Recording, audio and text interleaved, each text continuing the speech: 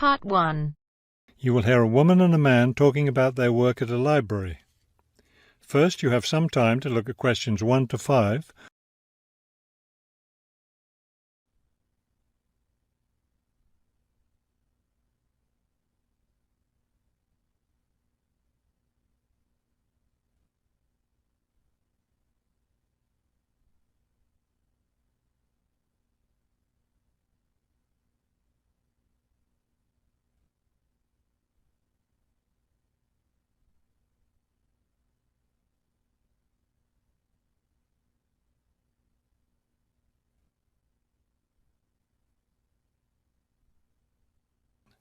Now we shall begin.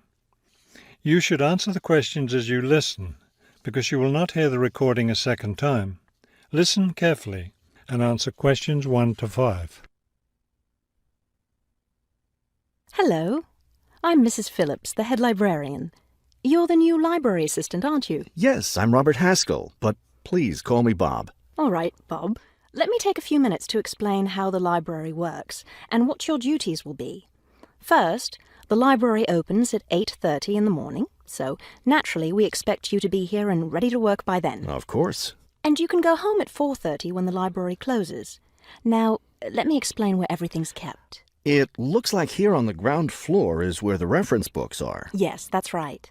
Up on the second floor is where the adult collection is, both fiction and non-fiction. And the children's books are there too, aren't they? I thought I saw them in the room by the stairway. No, those are magazines and newspapers for adults. Children's books are up one more flight on the third floor. We'll take a look at them later. Let me show you how we organize our work. Do you see that brown book cart over there? The one by the door? Yes, that one. Those books have been checked in and need to go back on the shelves. Okay, so the brown book cart has books to reshelve. What about this black cart by the desk? Those books have torn pages or damaged covers. They're all books that need to be repaired. Okay, I know how to do a lot of that. I'm pretty good at mending torn pages and covers. That's great, because we really need help with that. And that white cart in the corner, what are those books for? Those are old books that we've taken off the shelves to make room for new ones. We sell them as used books to raise money for the library. So they're all ready to sell? Yes, that's right. So now you know what to do with the books in the carts. Let's talk about our activities schedule. Before you hear the rest of the conversation, you have some time to look at questions 6 to 10.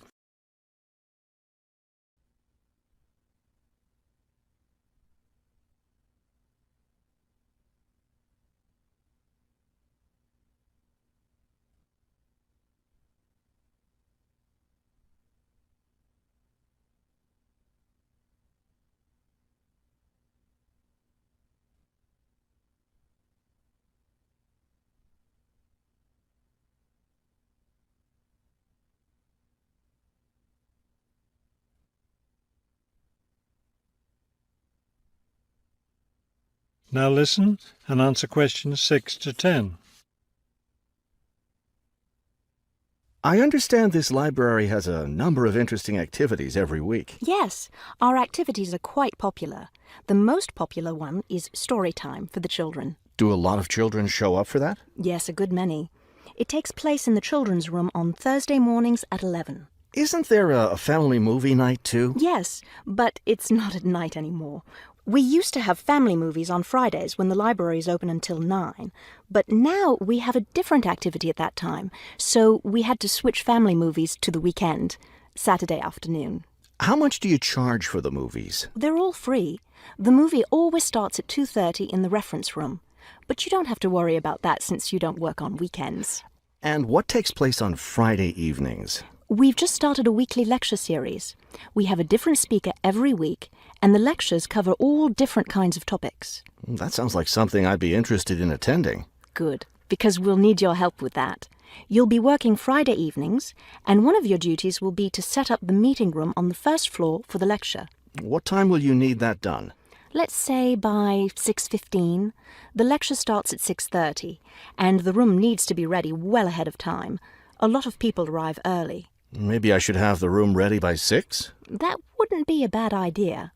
Okay, why don't I take you upstairs and show you the rest of the collection?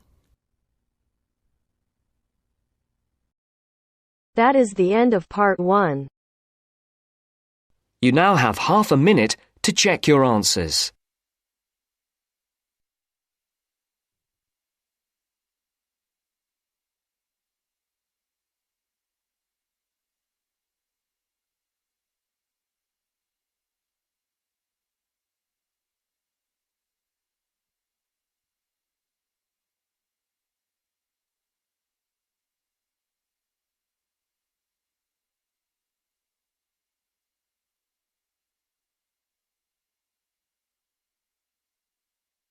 Now turns to part 2. Part 2. You'll hear 3 university students talking about a presentation which one of them has to give. First, you have some time to look at questions 21 to 24.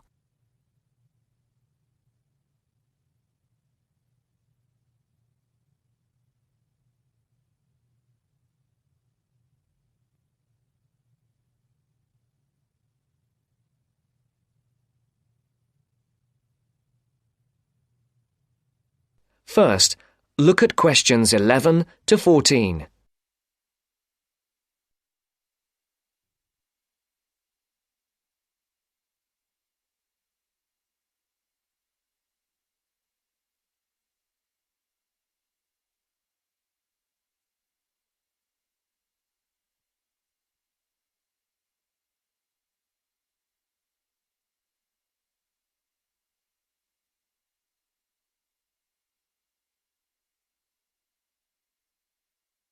Listen carefully. Hi, Joe. Hi, Isabel. Hi, Paul. Oh, hi, Paul. I've heard you've been stressing out about your presentation on art. I am. Are you still going to talk about the different types of art? Yes. Well, I was planning to, but there's so much stuff on the subject that I'm finding it difficult to put it all into one short presentation. Huh? I usually have the opposite problem. There's nothing worse than going blank, forgetting your words in front of a group of people. Well, the problem is that I don't know how to organize what I want to say in the presentation. Well, you know everything there is to know about the subject. It's just a question of selecting what you want to talk about. Well, there's a lot to discuss about the different periods in art. That's a good way to start. Then you can bring in how specific types of art were popular in each period. Yes, like how sculpture was popular in the classical period and paintings were popular in the Renaissance period. And how now a wide variety of media are used to create modern art. As long as you keep it concise, because it's a large area, there's so many periods and movements in art, and you don't want to just list them one by one. I agree. An explanation of the movements and periods in art wouldn't be too long. You're right. I need to just pick out some key points. Just mention the periods quickly so that I can move on to the real topic of the presentation. Yes, the variety of art, like sculpture, paintings, installations. I have an idea.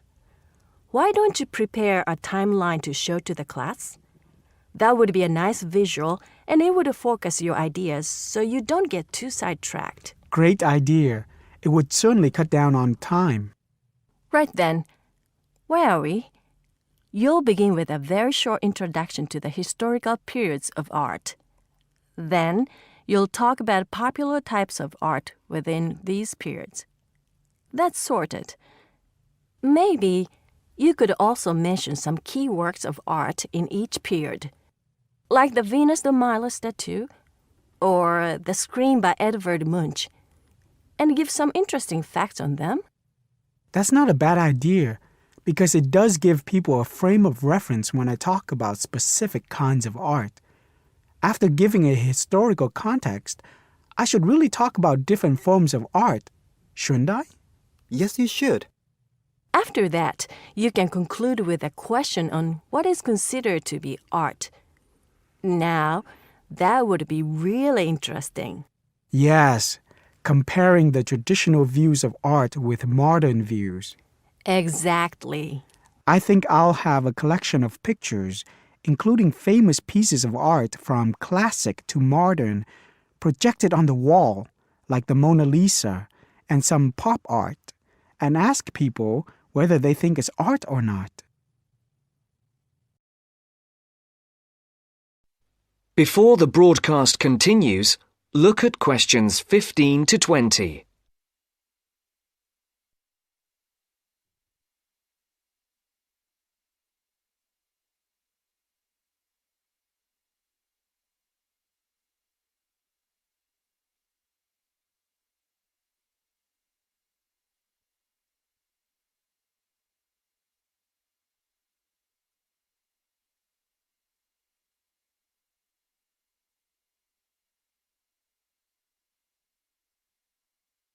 You will now listen to the second part of the talk. Showing some famous works and asking people what art is would certainly lead to discussion in the room. People's appreciation of art is so subjective, and it comes down to taste. That's what I'm hoping for, some disagreement to liven up the presentation. And you could stick in some really controversial ones like graffiti and modern art installations in between pieces of art that are universally accepted, like the work of the Renaissance painters. Sounds good to me. I have to say, I really don't understand some modern art myself. There was one recently that was just a pile of rubbish. It doesn't require much skill to create, does it? And what does it mean? There's no point to it. Actually, Joe, I like some modern art. It makes you look at the world in a different way. Artists now have the freedom to express themselves completely. Yes, but there is an idea now that anything can be art. I've heard of paintings being sold for large sums of money, which have been done by small children and animals. Now that's ridiculous. Oh, you could find one of those paintings and put it in your presentation, couldn't you, Paul? That would really be interesting. Well, Paul, what do you think? I like it. Just thinking. I'll need to do some more research to find pictures for the slideshow. Yes, we can help you, can't we, Joe? Of course. If you go to the fine art section of the library, I'm sure you'll find everything you need. Just ask the staff and they'll give you access to a slide bank of hundreds of famous works of art. And if you still can't find what you're looking for, use the library computers to go online. There are lots of images on the internet. Of course, you'll need to use a search engine like Google, but it's dead easy. Thanks, guys. I'm feeling much clearer about the project. Your ideas have been really useful. I think I should end with a quote of some kind by a famous artist. What do you think? That's a good idea. Now let's go to the library and see what they have. That is the end of part 2. You now have half a minute to check your answers.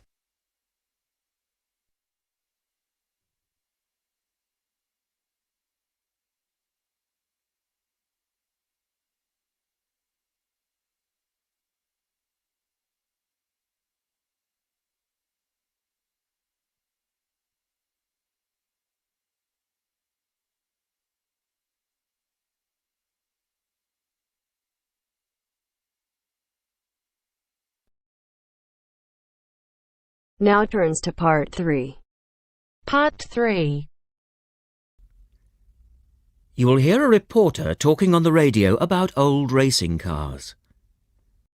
First, you have some time to look at questions 21 to 26.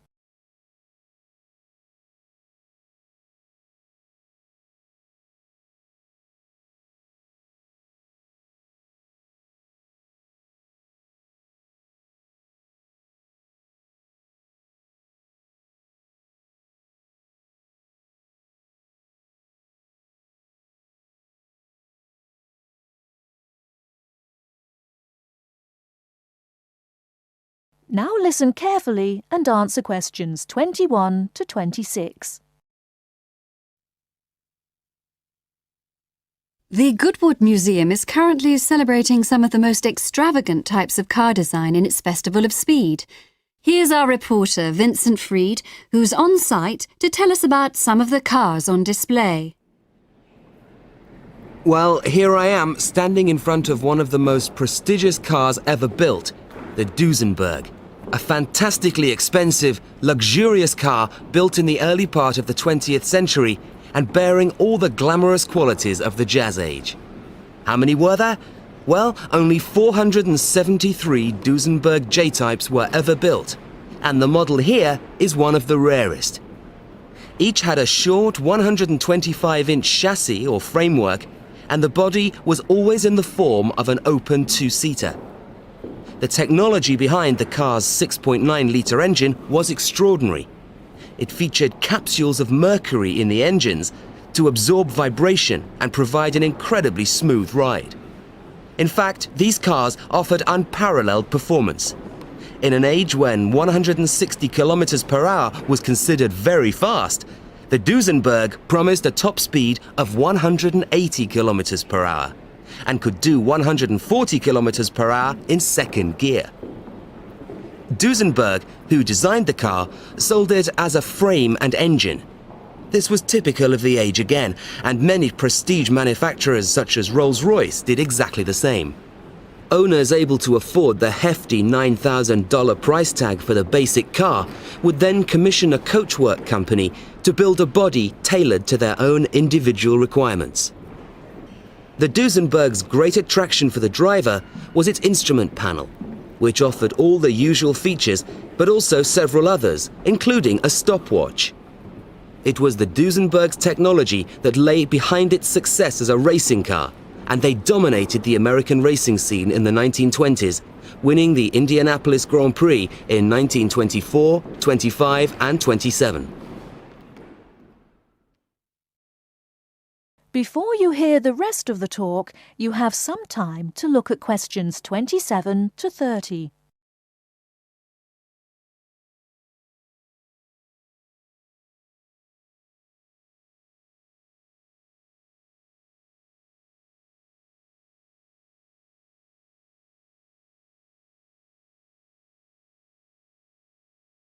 Now listen and answer questions 27 to 30.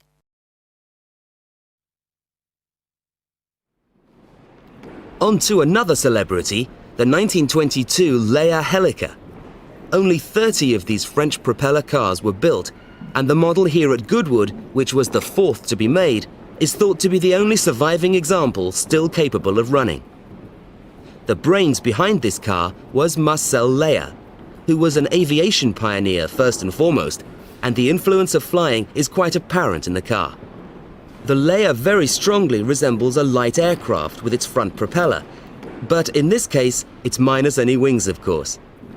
It's quite odd to think that this car was whirring through France just as the Duesenberg was blasting down roads at 160 kilometers per hour across the Atlantic. The Leias were used regularly in France in the 1920s and were even produced in saloon and van form, as well as two-seater. The Leia matched its propeller drive with its equally bizarre steering, which used the rear rather than the front wheels. But despite looking rather frail, it was a tough machine. In fact, when troops tried to steal it during the Second World War, the car's baffling design was clearly beyond the would-be thieves, and it ended up being driven into a tree, breaking the propeller. And now for the Firebird. This extraordinary car was first... That is the end of part 3. You now have half a minute to check your answers.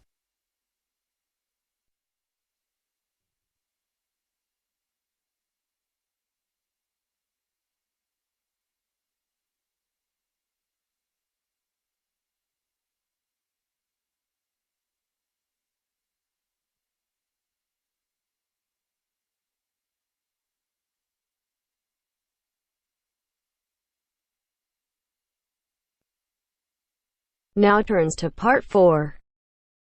Part 4. You'll hear a man giving a lecture on nuclear fusion. First, you have some time to look at questions 31 to 33.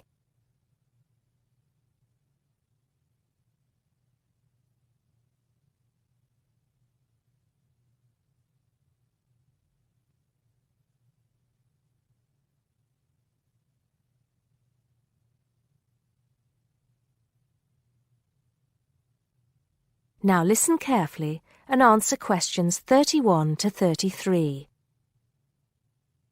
I'd like to start by thanking so many of you for attending this, my first public lecture at this magnificent university. I'm going to be talking to you today about nuclear fusion. Before I proceed further, I would like to apologize on behalf of some of our newspapers for the sensationalist and hopelessly inaccurate articles that have been published on the subject over the years. I must confess that my own interest in the subject was actually stimulated by an article published more than 50 years ago in a popular Sunday tabloid with the impressive title, Power from the Sea. Today, most people would probably interpret such a title as an introduction to a discussion on the latest developments in renewable energy sources, such as wave technology or generating electricity from tidal flows. But back then, little, if any, progress had been made in these fields since the invention of the water wheel. As I recall, following coverage of the opening of the world's first commercial nuclear power station, more than 50 years ago now, at Calder Hall in 1956, the article promised that we would have limitless, almost free electricity within 10 years. It claimed that we could do this using an isotope of water, deuterium, from the sea. This would be used in reactors to combine simple molecules of hydrogen to form helium, releasing energy in the process. Of course, this is different from the process of nuclear fission, which today's nuclear reactors use. I wouldn't like to say that the article I read as a boy was totally inaccurate. It's true that the concept of producing energy from nuclear fusion, essentially reproducing the reactions by which our sun and other stars produce energy, depends on fusing atoms of hydrogen, but the timescale suggested was hopelessly wrong. To this day, despite some very embarrassing false claims from scientists who should have known better, we have not been able to produce energy from nuclear fusion in a controllable way. Let me make clear what I mean by this statement, before some journalist in the audience gets hold of the wrong end of the stick. Yes, we have been able to fuse hydrogen atoms to produce helium and a release of energy, but the balance account has always been negative. We've always had to put more energy into the reaction than we've ever succeeded in getting out. We know the theory works, but we still do not know if we can get fusion to work for us and solve the problem of our energy needs. Before you hear the rest of the talk, you have some time to look at questions 34 to 40.